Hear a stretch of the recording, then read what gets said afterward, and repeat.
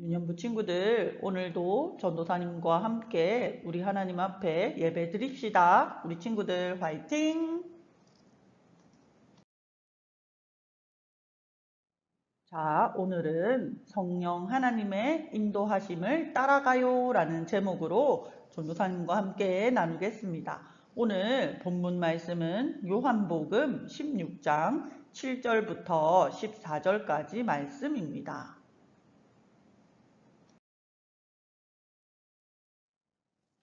유년부 친구들, 예수님께서는 이 땅에 왜 오셨나요? 맞아요. 우리 죄를 십자가에서 대신 지시기 위해 오셨어요. 오늘 말씀의 배경은 이 십자가를 지기 위해 붙잡히시기 전날 예수님과 제자들의 이야기예요. 예수님은 자신이 사람들의 죄를 대신해 십자가에서 돌아가셨다가 죽음을 이기시고 살아나셔서 승천하실 것을 말씀하셨어요. 그리고 이 땅에 남은 제자들이 겪을 고난도 말씀해 주셨어요. 제자들은 그동안 예수님께서 이 땅에서 다윗의 왕국을 세우실 거라고 생각해 왔어요. 그런 제자들의 기대와는 달리 예수님은 죽음과 부활에 대해 말씀해 주신 거예요. 예수님이 승천하신 후 제자들이 고난을 겪는다고도 말씀하시니 제자들의 마음은 어땠을까요? 제자들은 그 말씀을 듣고 걱정과 근심, 여러 가지 마음속에 생각들이 오고 갔을 거예요. 그런데 이렇게 근심과 걱정을 하는 제자들에게 예수님께서 무엇이라고 말씀하시나요? 예수님께서 떠나는 것이 제자들에게 유익이라고 말씀하셔요. 아니 예수님, 우리에게 필요한 분은 이 땅에 다윗의 왕국을 건설하실 예수님이신데 떠나시다니요. 그리고 그것이 우리에게 유익이라니요. 제자들은 예수님의 말씀에 깜짝 놀라 이렇게 되물었을지도 몰라요. 그런 제자들에게 예수님은 이렇게 말씀하셨어요. 7절 말씀을 다 함께 읽어볼까요?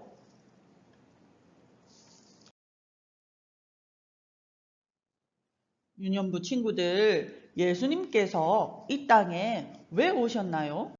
네, 우리 죄를 십자가에서 대신 지시기 위해 오셨어요. 오늘 말씀의 배경은 이 십자가를 지기 위해 붙잡히시기 전날 예수님과 제자들의 이야기랍니다.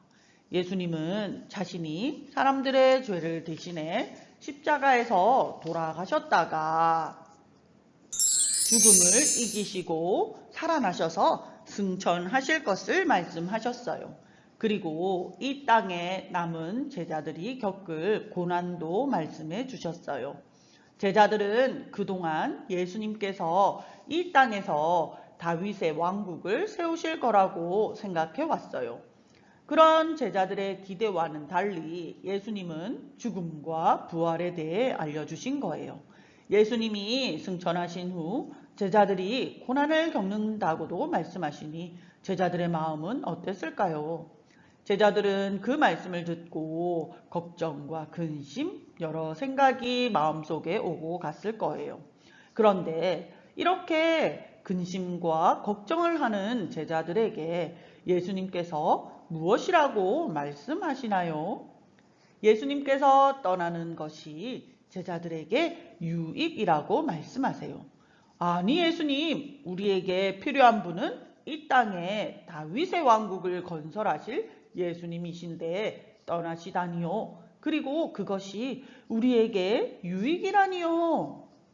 제자들은 예수님의 말씀에 깜짝 놀라 이렇게 되물었을지도 몰라요. 그런 제자들에게 예수님은 이렇게 말씀하셨어요. 7절 말씀을 함께 읽어봅시다. 그러나 내가 너희에게 실상을 말하노니 내가 떠나가는 것이 너희에게 유익이라.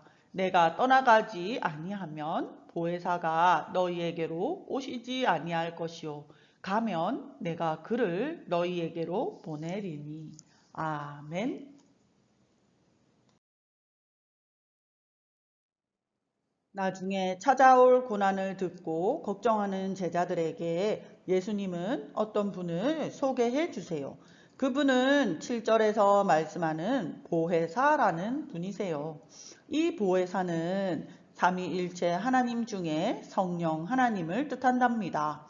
예수님이 십자가 사역을 마치시고 하나님 나라로 올라가신 후 성령님이 오셔서 우리를 도와주신다고 말씀하신 거예요.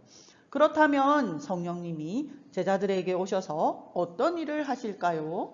예수님은 성령님께서 오셔서 이 땅의 죄와 의와 심판에 대하여 깨닫게 하실 거라고 말씀하셨어요. 그렇다면 죄와 의와 심판이란 무엇일까요?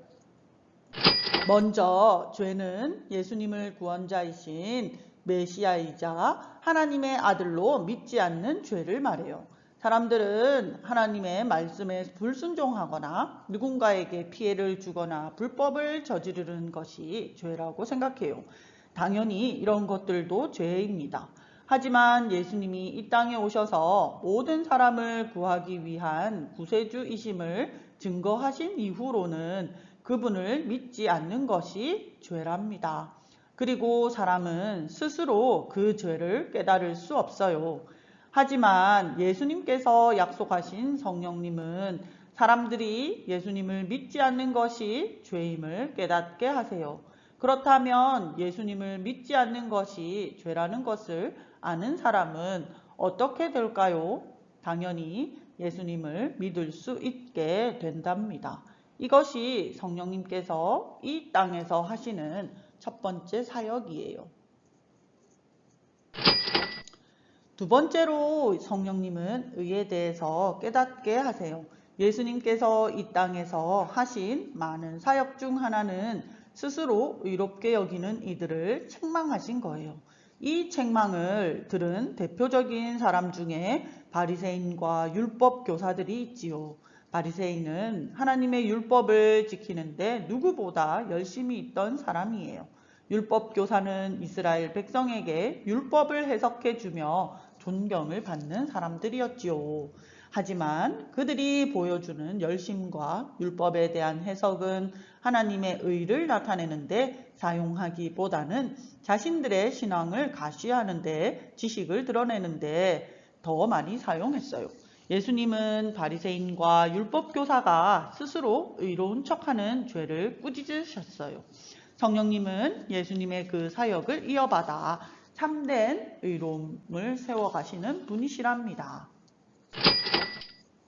세 번째로 성령님은 심판에 관해 깨닫게 하세요. 이 심판은 죽고 나서 하나님 나라에 가서 받게 될 것을 의미하지 않아요. 성령님이 오셔서 깨닫게 하시는 심판이란 사탄의 통제 아래에 있는 세상에 대한 심판이랍니다. 이 세상은 아름답고 정의로워 보이지만 예수님께서 받으신 재판을 통해 알 수 있듯이 사탄의 통제 아래에 있는 세상의 판결은 잘못된 것도 많답니다. 하지만 우리에게 오신 성령님은 다르십니다. 성령님은 세상을 그분의 참된 의로 심판하시는 분이세요. 이렇게 이 땅에 오신 성령님은 사람들에게 죄와 의와 심판에 대해 깨닫게 해주세요. 하나님의 참된 진리 가운데로 인도하시고 하나님 나라 백성의 곁에서 늘 도와주시는 분이시랍니다. 사랑하는 친구들, 2000년 전에 이 땅에 오신 예수님은 우리의 죄를 대신해 십자가에 못 박혀 죽으시고 다시 살아나셨어요. 그리고 하늘로 올라가신 후 우리를 도우실 성령 하나님을 보내주셨어요. 성령님은 여러분에게 예수님을 향한 믿음을 주셨고 진리로 인도하고 계세요. 그 증거는 여러분이 지금 이 시간 예수님을 믿고 예수님께 예배드리고 있다는 거예요. 이제 나 자신이 성령님의 인도하심을 받아 진리로 나아가는 중이라는 것을 모두가 깨달았나요? 그렇다면 어떻게 해야 할까요? 우리를 진리로 이끄시는 성령님을 따라가야 해요. 어떤 어려움이 있더라도 우리를 인도하시는 성령님을 믿고 따라가는 우리 모든 유년부 친구들이 되기를 전도사님은 기도합니다.